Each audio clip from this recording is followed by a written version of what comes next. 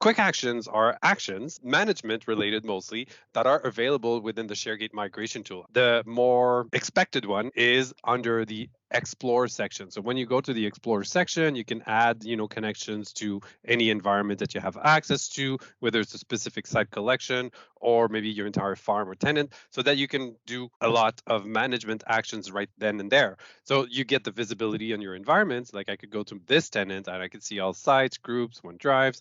I can filter, but mostly once I'm connected to something, well, this is what we call the quick actions menu that becomes available. And it allows you to do operations on one specific site or multiple sites. That's where it really gets interesting because you do have the visibility on any type of SharePoint environment you have access to, and you can take actions right there. Some of our reports are available right here. The most popular one, you're probably all familiar with the permissions matrix report. You can find out anything that's been shared externally around here as well. You can remove permissions or just do a quick check or copy permissions from one location to another. I could add permissions. I could add administrators. I could add owners. I could also hit the remove permissions to actually search for one or multiple users and then remove them from the groups or the entire site collections if needed, so that I can really take easy management actions. If you go under edit, there's a bunch of different actions you can do depending on what kind of object you're doing. And the biggest thing is that you do have the possibility to change something in bulk. For instance, you have a bunch of sites that are set to be archived. So you don't want people to use them anymore and you want to add a description to all these sites saying this site is archived and not used anymore. Well, you can actually have the option here to add the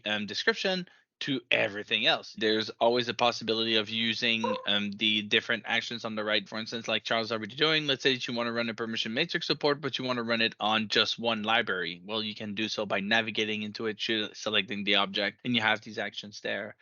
Same for break and restore inheritance. So if you want to break inheritance and play around with permissions, you can adjust the objects you want. So this way you can actually go into it and play around with the possibilities in there. If you run a report on list with broken inheritance, then your results of the report will be all lists that have broken inheritance. And let's pretend this is the case. Well, I could be here, but in my report and still have the restore inheritance so that I could bring everything back to inherit permissions from the parent without having to navigate to multiple places.